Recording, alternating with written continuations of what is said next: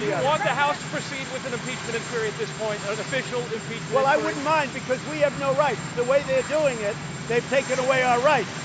So if they proceed, and they'll just get their people, they're all in line, because even though many of them don't want to vote, they have no choice. They have to follow their leadership.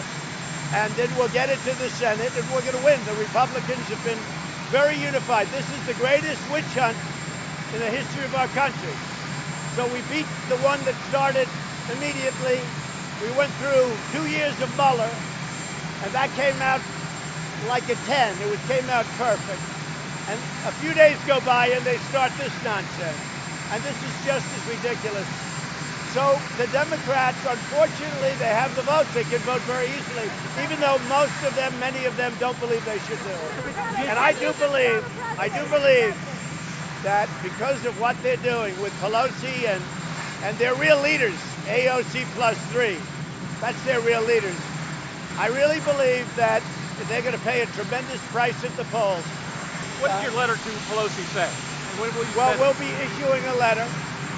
As everybody knows, we've been treated very unfairly, very different from anybody else. If you go over not only history, I mean, you go over any aspect of life, you'll see how unfairly we've been treated. We've done a fantastic job. Everything to me is about corruption. We want to find out what happened with 2016, and as you know, there's a lot of work going on in that. I don't care about Biden's campaign, but I do care about corruption. His campaign, that's up to him. Politics, that's up to them. I don't care about politics. Politics, as I think I made clear, and yesterday somebody asked me a question, and I gave an answer, but always in the form of corruption. What I want to do, and I think I have an obligation to do it, probably a duty to do it, corruption. We are looking for corruption. Have you had foreign leaders for any corruption investigations that don't involve your political opponent? Are there other cases where we would have to look, but I tell you, what I ask for, and what I always will ask for, is anything having to do with corruption with respect to our country.